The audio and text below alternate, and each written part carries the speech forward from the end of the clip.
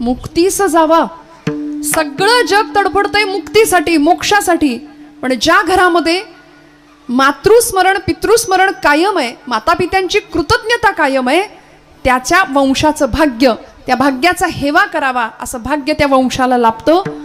सुशीलो मातृपुण्येन पितृपुण्येन चातुरहा उदारो वंशपुण्येन आत्मपुण्येन भाग्यवान असं म्हटलंय. आईची पुण्याई असेल तर सुशीलतेचा गुण मिळतो.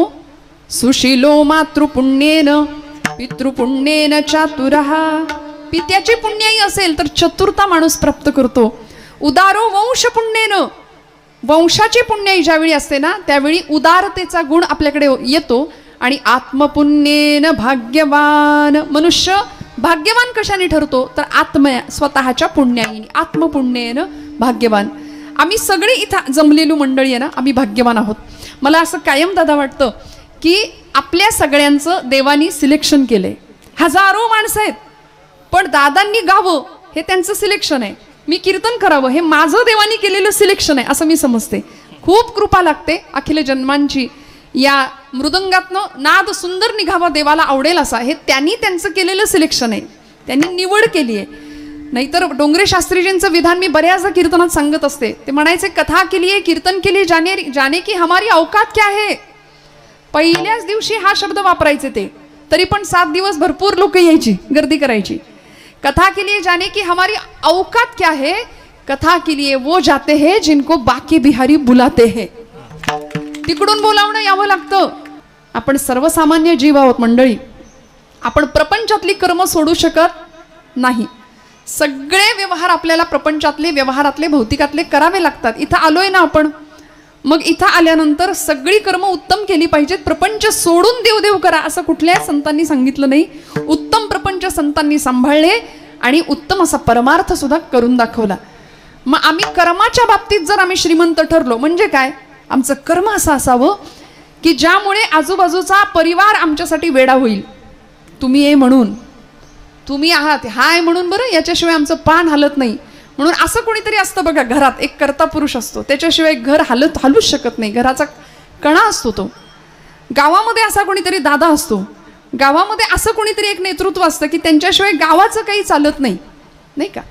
त्यामुळे आमचं कर्म असं असावं की आमचे नातेवाईक, आमची मंडळी, आमचा सगळा परिवार आमच्यासाठी वेडे झाले पाहिजेत, हे कर्माच्या बाबतीत. आणि भक्ती आमची अशी असावी की आमच्यासाठी देव वेडा झाला पाहिजे. देव भावे लाचावला, देव लाचावतो भक्ताच्या भावा करता, भक्ताच्या भक्ती करता. त्यामुळे संतांच्यासाठी भक्तांच्यासाठी देवानी वेडं व्हावं असं कर्मही सुंदर होतं आणि अशी भक्तीही सुंदर होती. त्यामुळे कर्मयोग आणि भक्तियोग भगवान गोपालकृष्ण सुद्धा आम्हाला सांगतात, या दोनही जीवनांनी आमचं जीवन सर्वांग परिपूर्ण व्हावं. म्हणून 3 टप्प्यांमध्ये मानवी जीवनाची जर विभागणी केली ना तर अपूर्ण, पूर्ण आणि परिपूर्ण.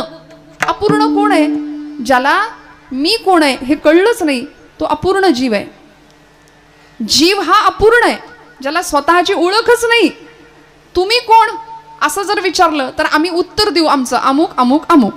मी या गावचा, या इथं इथं इथं इथं राहतो असं आम्ही आमची स्वतःची ओळख देऊ. हे आमचं देहाला झालेलं देहाची ओळख आहे. पण याच्या आत जाऊन स्वतःला विचारावं हू आय एम. प्रश्नाचं उत्तर मिळेल अमुक अमुक अमुक. परत विचारावं हू आय एम, मी कोण. परत उत्तर मिळेल मी अमक्या अमक्या गावचा, अमक्या अमक्याची मुलगी, अमक्या अमक्याचा मुलगा. परत विचारावं मी कोण.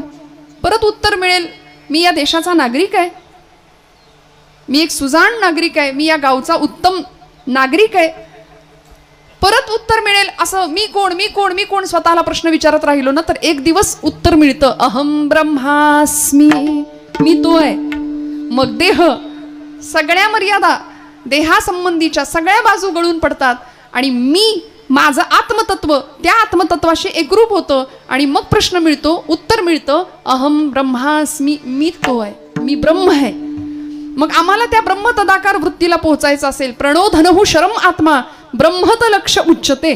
प्रणवाचं धनुष्य करायचं आणि आत्म्याचा बाण करायचा आणि माशाचा डोळा म्हणजे ब्रह्म असं समजून ब्रह्म तदाकार वृत्तीला पोहोचायचं. म्हणजे काय, अर्जुनाने काय केलं होतं, एकाग्र चित्त केलं, तेलाच्या पात्रामध्ये दृष्टी एकाग्र केली, गरगर फिरणारं ते मत्स्ययंत्र, त्याच्यावर ठेवलेला तो मासा आणि त्याचा लाल डोळा एवढं एकाग्रचित्त केलं तसं प्रणवाचा धनुष्य आत्म्याचा बाण आणि ब्रह्म म्हणजे माशाचा डोळा असं समजून आम्ही आमचं लक्ष त्या ब्रह्माकडं असलं पाहिजे. पण आमच्या बाबतीत नेमकं हे घडत, आमचं लक्ष तेवढं सोडून बाकी सगळीकडे आहे. आमचं लक्ष प्रपंचात फार आहे, आमचं लक्ष भौतिकात फार आहे, नाही का. आमचं लक्ष लक्षाकडे फार आहे. लक्ष 1 लक्ष 2 लक्ष 3 लक्ष. परमार्थाचा अर्थ कळायला वेळ लागतो, पण अर्थाचा परमार्थ लवकर कळतो ना हो आम्हाला. त्यामुळे नको तिकडे आमचं. म्हणून तुकोबरायांचं विधान, जोडोनी या धन उत्तम व्यवहारे उदास विचारे वेच करी. पण आम्ही दुसरं वाक्य बघत पण नाही तिकडं. आम्ही पहिलं वाक्य फार सिरियसली घेतो. जोडोनी या धन उत्तम व्यवहारे, फार सिरियसली पहिल्या वाक्याचा विचार करतो. महाराजांनी सांगितलंय जमवा जमवा, फक्त जमवा. पहिला पै गाठी मारा, सगळा पैसा सेविंग, एकदम उत्तम बँक बॅलन्स. सगळं झाल्यानंतर एक दिवस, जुन्या माणसांची म्हण आहे बघा, उष्ट्या हातानं कावळा सुद्धा कधी हाकलला नाही यांनी. ना देवाचा ना देशाचा ना धर्माचा विचार. सगळं एक दिवस इथंच राहतं आणि एक दिवस सगळं सोडून आम्हाला इथून निघून जावं लागतं. काही नेता येत नाही. लाख कमाओ हिरा चांदी सोना मोती, लेकिन कफन को कभी जेब नाही होती. असतं का?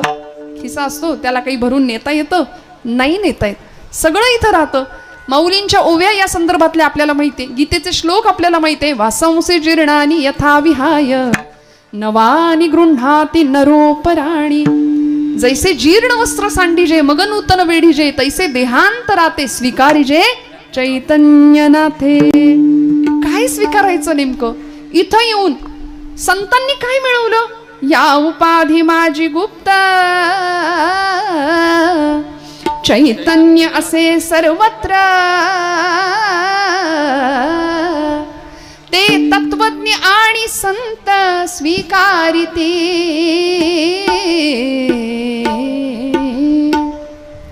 मग या सृष्टीतलं, चराचर सृष्टीतलं चैतन्य तत्व आम्हाला स्वीकारता येईल का? जे संतांनी स्वीकारलं, जीवन आनंद स्वरूप मिळवलं. आणि आम्हाला जे मिळतं ते सुख, आम्हाला मिळतो तो आनंद नाही बरं का. आम्हाला प्रपंचात मिळतो, आपल्याला वाटतं आम्ही आनंदी आहे. आम्ही आनंदी नाही, आम्ही सुखी आहे. कारण सुख म्हटलं, सुखाचं नाणं उचललं की दुःखाचा काटा आपोआप त्याच्या मागे येतोच. मग सुखही खोटं आहे प्रपंचातलं आणि दुःखही खोटं आहे. मग नेमकं खरं काय? तर आनंद ही वस्तू खरी आहे. तुम्ही म्हणाल नेमकं काय? आनंद म्हणजे सुख की नाही? आनंदाला मराठीमध्ये विरुद्धार्थी शब्दच नाहीये. आनंद काय आहे माहितीये? आनंद अद्वय नित्य निरामय. आनंद अद्वय नित्य निरामय. आनंद अद्वय नित्य निरामय.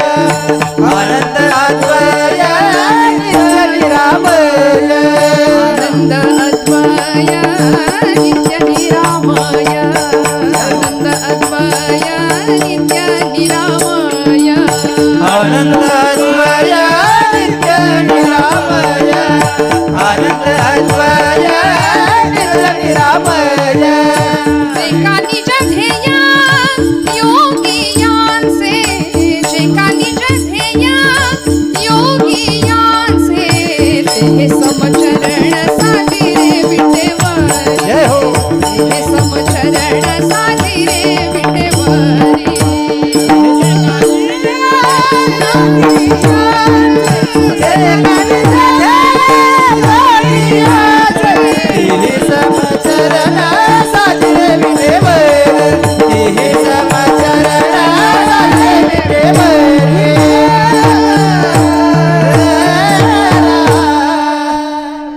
आनंद अद्वय नित्य निरामय. जे का निज ध्येय योगियांचे, ते हे समचरण साजिरे विटेवरी. काय खरं आहे आनंद? आनंद अद्वय नित्य आणि निरामय. आनंद स्वरूप जर काही असेल ना, तर फक्त परमात्मा तत्व आहे. मग इथे आल्यानंतर त्याला ओळखणं, त्याची ओळख करून घेणं, हेच मानवी जीवनाचं परम कल्याणाचा एकमेव मार्ग आहे. आणि म्हणजेच आमच्या हिताचा मार्ग आहे. आणि ते हित कुणाला कळालं? संतांना कळालं. ते हित कुणाला कळालं? महापुरुषांना कळालं. ते हित भक्तांना कळालं. ते हित साधकांना कळालं.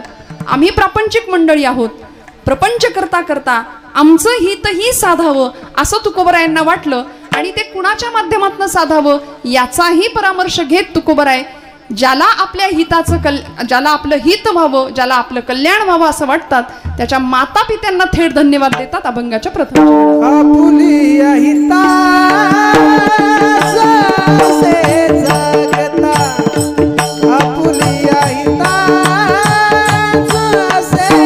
जगता, हिताचे जगता, आपुलिया हिताचे जगता, आपुलिया हिताचे जगता,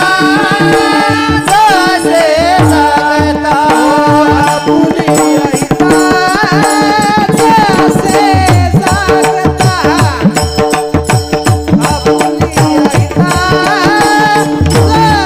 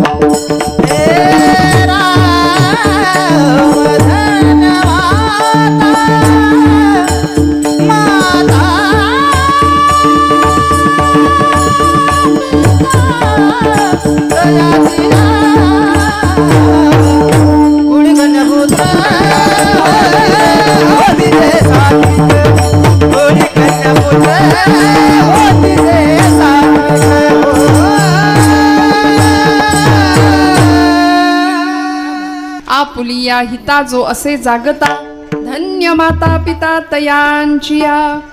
तुकोबरायांनी धन्यता दिली कुणाला? धन्य माता पिता तयांचिया. भारतीय संस्कृतीने उद्घोष केला असेल तर तो मातेचा आणि पित्याचा कायम. म्हणून तर पहिला नमस्कार मातृदेवो भव, पितृदेवो भव, आचार्य देवो भव, राष्ट्रदेवो भव. पहिला नमस्कार आईला, दुसरा नमस्कार पित्याला आहे. म्हणून मी खरं सांगते, ज्या घरामध्ये माता पित्यांना नमस्कार करून पिढी बाहेर पडते ना, ती जीवनामध्ये यशस्वी झाल्याशिवाय राहत नाही. त्यामुळे घरामध्ये माता पिता असावेत, असले तर त्यांचा योग्य सन्मान राखला जावा. हे संस्कार ज्या कुळामध्ये ज्या घरामध्ये घडतात, तुकोबराय म्हणतात ती मंडळी, ती भक्त किंवा ते साधक स्वतःच्या हिताच्या ठिकाणी जागे असतातच.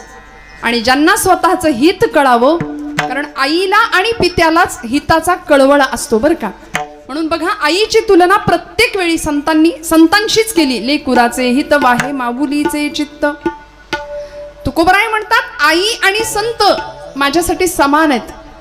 ज्ञानोबरायांना विश्व माऊली अशी उपाधी दिली ना. ज्ञानराज माझी योग्यांची माऊली, जिणे निगमवल्ली प्रगट केली. ज्ञानाबाई माझी अनाथांची माय. संतांकडे आई म्हणून लोकांनी पाहिलं. आळंदीला गेलो, माझी माऊली म्हणून आपण समाधीला कवटाळतो, समाधीला स्पर्श करतो, आईची भेट झाल्यासारखं वाटतं आईची. आणि खरं आहे, ज्याला आई नाही, ज्याला पिता नाही ना, त्याला ज्ञानोबा आहेत आणि तुकोबरा आहेत असं समजावं. ज्याला आई नाही त्यांनी माऊलींच्याकडे डोकं टेकवावं, ज्याला पिता नाही त्यांनी तुकोबरायांच्या चरणावर डोकं टेकवावं. दोन्हीचा लाभ मिळेल.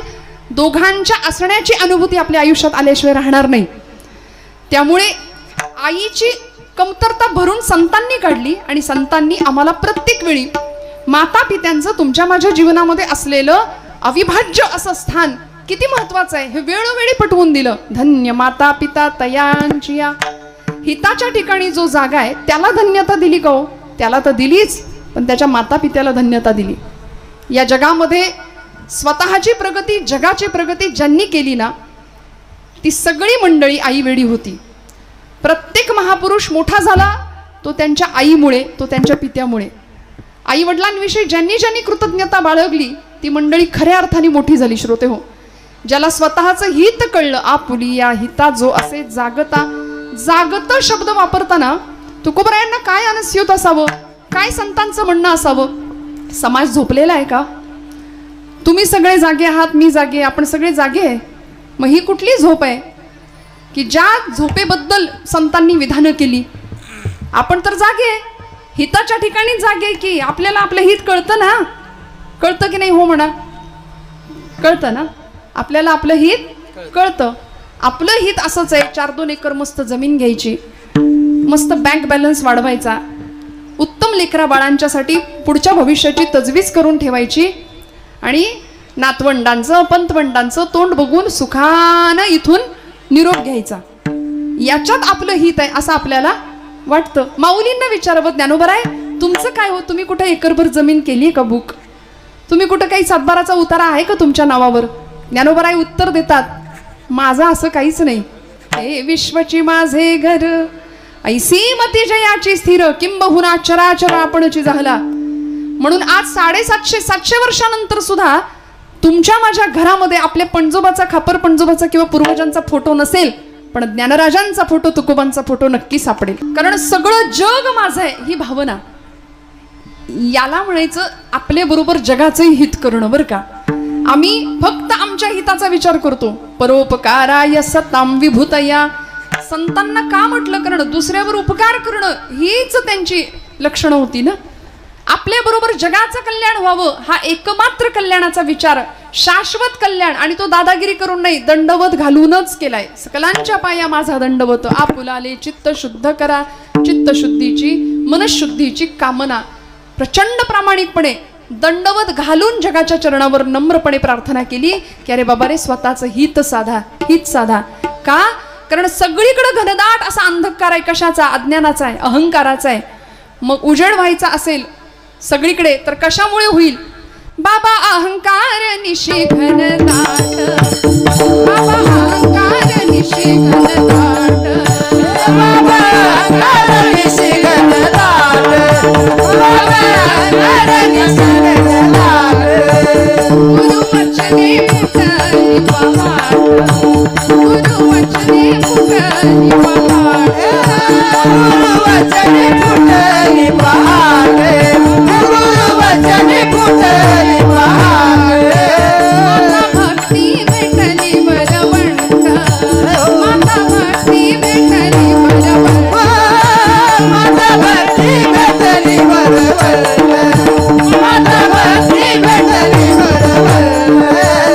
तिने मार्ग दाविला चोखटगा, तिने मार्ग दाविला चोखटगा. नरहरी रामा गोविंदा वासुदेवा, नरहरी रामा गोविंदा वासुदेवा.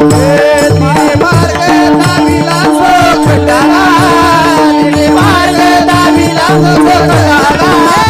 हरी राम गोविंद वासुदेवा, हरी राम गोविंद वासुदेवा, गोविंद वासुदेवा. सगळ्या संतांनी जाग करण्याचं काम केलं आम्हाला. उठा जागे भारे आता, स्मरण करा पंढरीनाथा. म्हणजे काय, आम्ही झोपलो होतो का? नाही. देहाच्या झोपेबद्दल नाही, आमच्या मनाला वर्षानुवर्ष आलेली मरगळ ती दूर व्हावी. 16वं शतक तुकोबरायांनी हा प्रयत्न केला की आता भक्ती करण्याकरता तर जागे राहाच, आत्मकल्याणाकरता जागे राहाच, पण जनकल्याण व्हावं याकरता अनेक प्रकारच्या लुटारूंची आक्रमणं आपल्यावरती होत आहेत.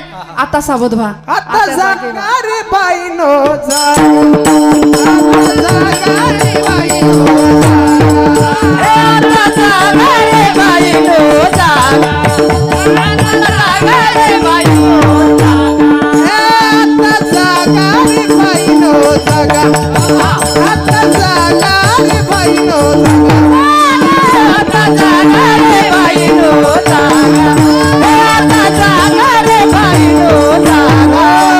चर निचला, चर निचला,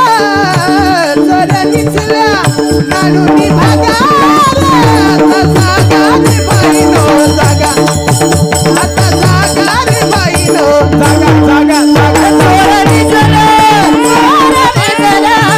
चोर दिसला आता जागा रे बाईनो जागा जागा जागा जागा रे बाईनो जागा जागा जागा जागा जागा जागा जागा जागा वा क्या बात आहे. तुम्ही जागे आहेत ना सगळे. नाही जाग आली का आता समजा. आणि कीर्तनाचा तो गुणधर्म आहे, कीर्तनामध्ये ती बया येते ना, है की नाही? ती येते मग वेळ कुठलीही असू दे. अहो राम जन्माच्या कीर्तनाला पण ती येते दुपारच्या, रात्री कृष्ण जन्माचा असू दे तरी ती येते, तिला निमंत्रण नाही द्यावं लागत. पण आपण सगळे जागे राहिलो पाहिजे आपल्या हिताच्या ठिकाणी. किती गोड गायलं. आता जागा रे भाई नो जागा, जगजोगी जगजोगी, जाग जाग बोलती, जगजोगी जगजोगी. जागच केलं आम्हाला. अखंड जागते पण ठेवण्याचं उत्तिष्ठत उपनिषदांचं वाक्य आहे. जागृत प्राप्य वरान्न बोधित. उठा जागे व्हा आणि तुमचं ध्येय साध्य होईपर्यंत थांबू नका. हे जागेपण आम्हाला संतांनी दिलं, हे जागेपण आमच्या क्रांतिकारकांनी दिलं, हे महापुरुषांनी दिलं. आज महात्मा ज्योतिराव फुले यांची जयंती आहे. काय केलं हो? निद्रिस्त होता समाज. शिक्षण नव्हतं. विद्येविना मती गेली, मतीविना गती गेली, गतीविना वित्त गेले, वित्ताविना शूद्र खचले. एवढे सगळे अनर्थ एका अविद्येने केले.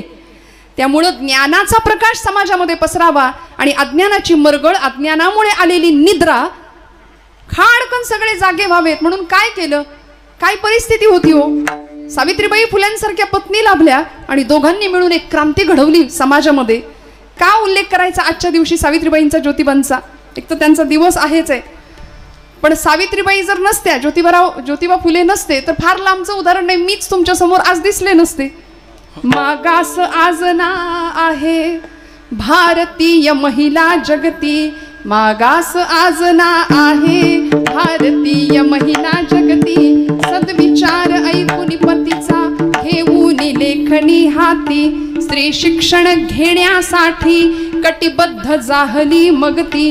निंदेचे वादळ उठले, जे उठले तसेच शमले, जे निंदक तेही झुकले.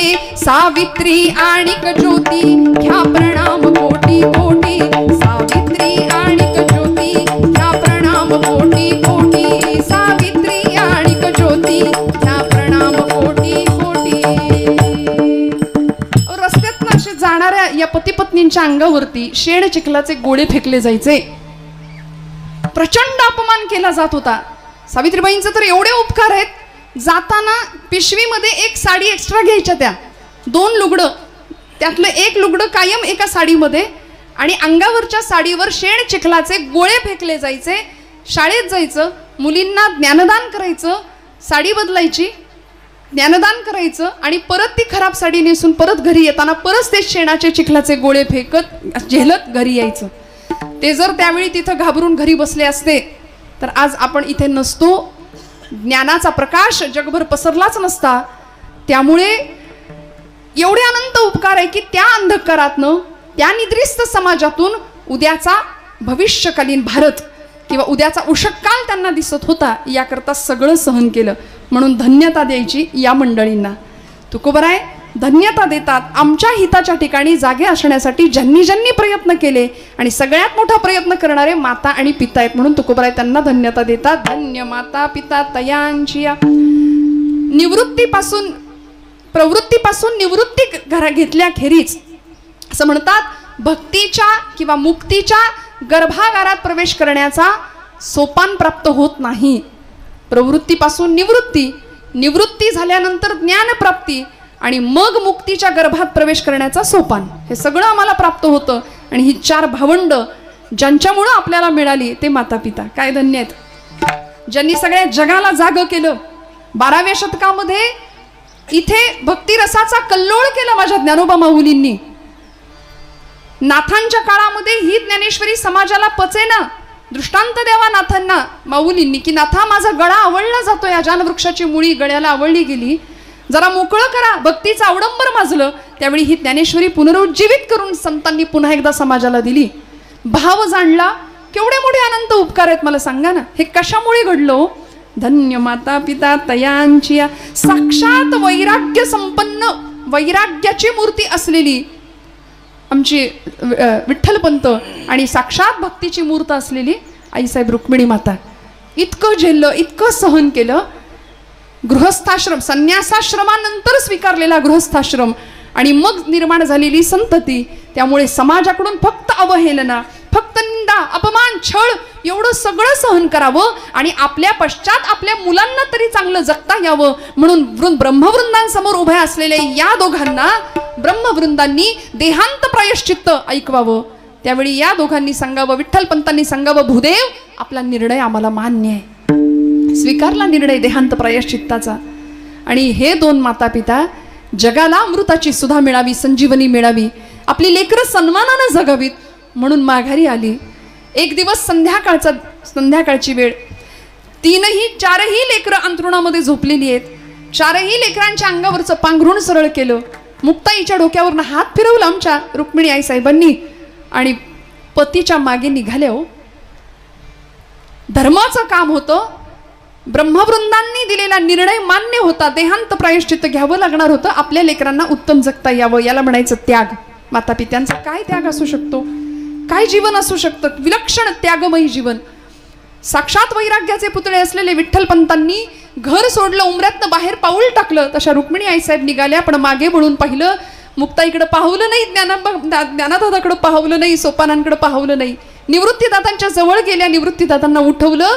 निवृत्ती दादा, तुम्ही मोठे आहात या सगळ्यांपेक्षा, आता यांचा कैवार तुम्हाला घ्यावा लागेल. तुम्ही मोठे व्हा, सगळ्यांचा सांभाळ करा, रडायचं नाही हा. म्हणून सगळ्यांची समजूत घातली आणि आईसाहेब निघाल्या. जात असताना मुक्ताईच्या डोक्यावरचे केस बाजूला केले. ज्ञानदादांकडे पाहिलं, डोक्याशी भगवद्गीतेची प्रत होती ज्ञानदादांच्या. आणि माऊलींकडे पाहिलं, माऊलींना विचारलं, ज्ञानोबा कोण घेईल जगाचा कैवार? त्यावेळी माऊली असे आपोआप एका कुशीवर वळले आणि हात पडला भगवद्गीतेवर झोपेतच. आईला उत्तर मिळालं, घेतला. माझ्या ज्ञानोबानी जगाचा कैवार घेतला. आता ही भगवद्गीता जगाला कळेल अशी 9000 ओव्यांची भावार्थ दीपिका प्रगट झाल्याशिवाय राहणार नाही नेवाशाच्या ठिकाणी. प्रगट झाली. माऊलींचे शब्द घुमले. सच्चिदानंदांनी ज्ञानेश्वरी लिहून काढली.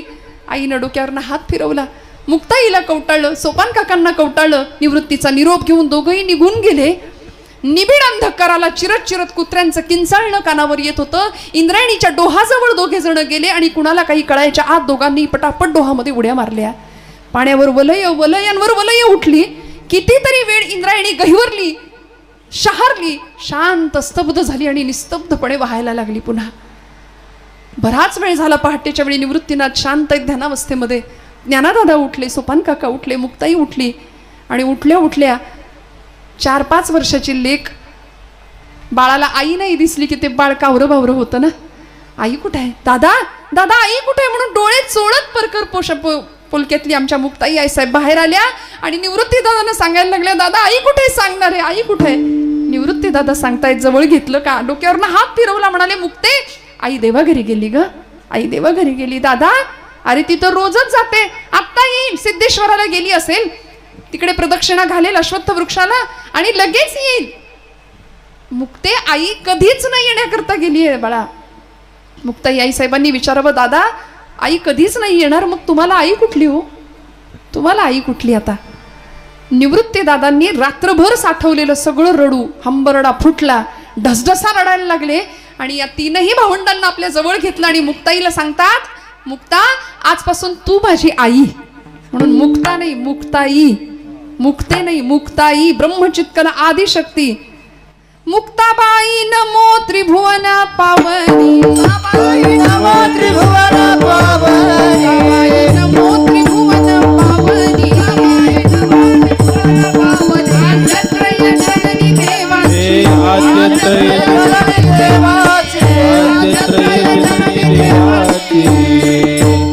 नमो ज्ञानेश्वरा, नमो ज्ञानेश्वरा, निवृत्ती उदारा सोपान देवा. मुक्ताबाई नमो त्रिभुवन पावनी, आद्यत्रय जननी देवांची. म्हणून जगाची जननी झाली ना ती माई झाली.